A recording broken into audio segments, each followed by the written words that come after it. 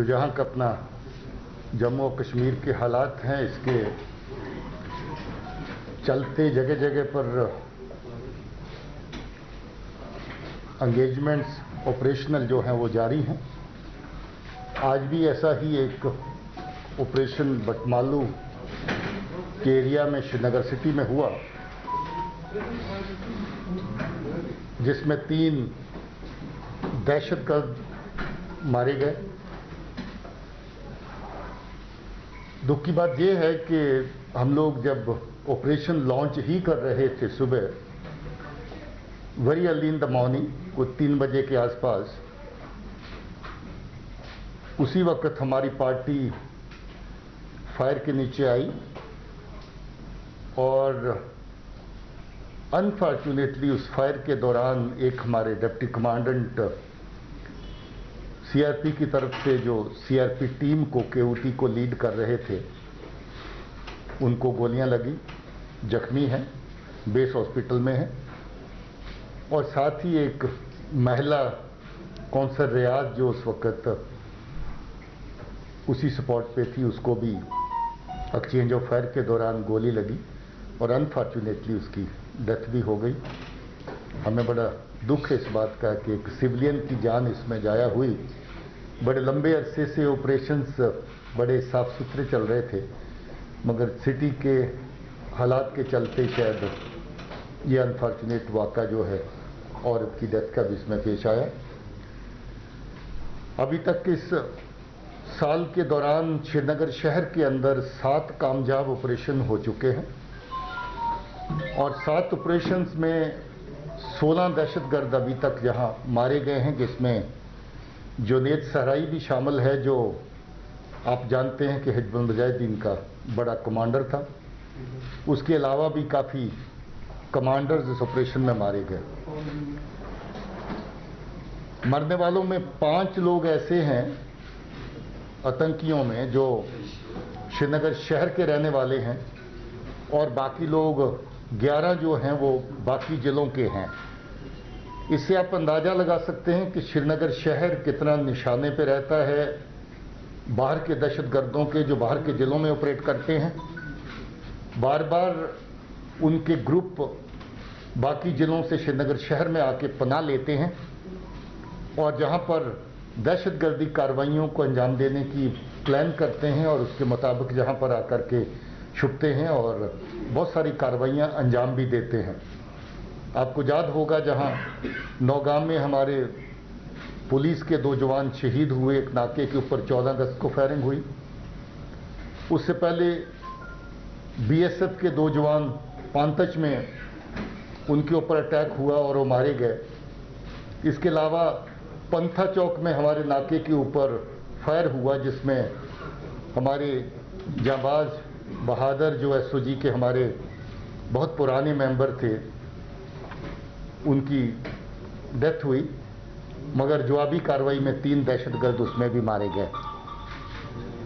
ये साल कुल मिलाकर के अभी तक बड़ा कामयाब साल है। अमन व अमान के ख्याल से अगर देखें तो बहुत हद तक 19 के मुकाबले में 20 का साल हर पैरामीटर के ऊपर ज़्यादा बेहतर दिखाई देता है। ऑपरेशंस के हवाले से अगर देखें तो अभी तक 72 ऑपरेशंस इस साल के अंदर हम लोग कर चुके हैं, जिसमें 177 दहशतगर्द अभी तक मारे गए हैं, जिसमें 12 दहशतगर्द जम्मू के खिते में मारे गए और 165 जहां पर मारे गए। इसमें काफ़ी बड़ी तादाद फॉरेन टेररिस्ट की है जिनका ताल्लुक पाकिस्तान से है। इनमें 22 टेररिस्ट जो हैं वो अभी तक जो मारे गए हैं वो पाकिस्तान से जुड़े हुए फॉरेन टेररिस्ट हैं। इससे ये भी साफ जाहिर होता है कि पाकिस्तान की इन्वॉल्वमेंट दहशतगर्दी कार्रवाइयों में डायरेक्ट कितनी ज़्यादा है। ख़ासतौर पे जैश और लश्कर के बीच में जो आतंकी काम करते हैं, दहशतगर्द काम करते हैं, उसमें काफ़ी बड़ी तादाद जो है पाकिस्तान से भेजे हुए उनके अपने दहशतगर्दों की है। मैं ये समझता हूं कि फोर्सेस जिस तरीके से अच्छा काम ग्राउंड के ऊपर कर रही हैं, आने वाले वक्त में ऑपरेशन के फ्रंट के ऊपर और पीस बिल्डिंग के फ्रंट के ऊपर भी हमें और कामयाबी मिलती रहेगी। फोर्सेस की तरफ से हमारी कोशिश रहेगी कि हम कोलेटरल डैमेज जितना अवॉइड कर सकें हर हाल में उसको अवॉइड करें। हमारी ये भी कोशिश रहेगी, जैसे आपने पहले देखा है कि हम लोग हर जगह कोशिश करते हैं कि अगर कोई दहशतगर्द इवन एक्सचेंज ऑफ फायर के दौरान भी सरेंडर करना चाहता, इस तरह की मिसालें हमारे सामने आई हैं, तो हम उसको मौका दें। बहुत सारे मौके ऐसे दिए भी गए। और हमारी ये भी कोशिश है कि अगर कोई नौजवान बच्चा गलत रास्ते पे चला गया है उसको वापस लाएं। इसकी एक नहीं बल्कि बहुत सारी मिसालें हमारे पास पहले से हैं। बहुत सारे बच्चे वापस लौटे हैं, ख़ासतौर में साउथ कश्मीर में। उनका जिक्र हम ज़्यादातर नहीं करते क्योंकि उनकी अपनी सुरक्षा, उनकी अपनी सेफ्टी का सवाल रहता है, मगर 20 के करीब ऐसी तादाद लोगों की है जो दहशतगर्दी ज्वाइन करने के बाद भी वापस लौट करके अपने परिवार के साथ फिर से मिले हैं। मैं फिर से अपील करना चाहता हूं नौजवान बच्चों को भी कि वो गलत रास्ता अख्तियार ना करें, क्योंकि आपका गलत रास्ता न सिर्फ आपको खतरे में डालता है बल्कि हमारे समाज को, हमारे माशरे को, हमारे लोगों को खतरे में डालता है। जहाँ जहाँ दहशतगर्द की गोली पहुँचती है, बंदूक पहुँचती है, जहाँ जहाँ दहशतगर्द का ग्रेनेड पहुँचता है, वहाँ जानो माल का नुकसान किसी न किसी सूरत में ज़रूर होता है। हम लोग इसको तभी अवॉइड कर सकते हैं अगर हम अमन के रास्ते को अपनाएं और दहशतगर्दी के रास्ते को तर्क करें। मैं समझता हूं कि पाकिस्तान की तरफ से कोई भी कोशिश जाया नहीं की जा रही। जहां भी वो हमारे लोगों को वर्गला सकते हैं, हमारे नौजवान बच्चों को गलत रास्ते पे डाल सकते हैं, वो हर तरह की कोशिश करते हैं।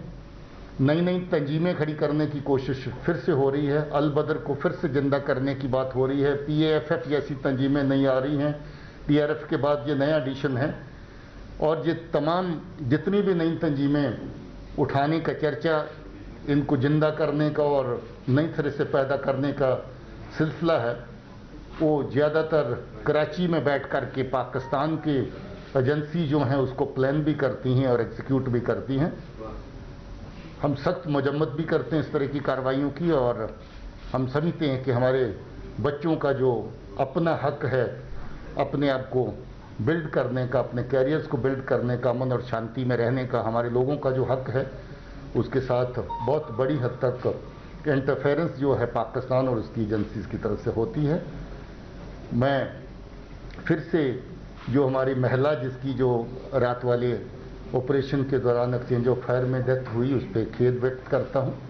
अनफॉर्चुनेट लॉस है और मैं उनके परिवार के साथ भी हमदर्दी जाहिर करता हूँ और ये भी दुआ करता हूँ कि हमारे ऑफिसर जो CRP की तरफ से जो ऑपरेशन के लीडिंग रोल में थे वो इस वक्त जख्मी हैं, क्रिटिकल हालत में हैं और उनकी तंदुरुस्ती के लिए भी दुआ करता हूँ।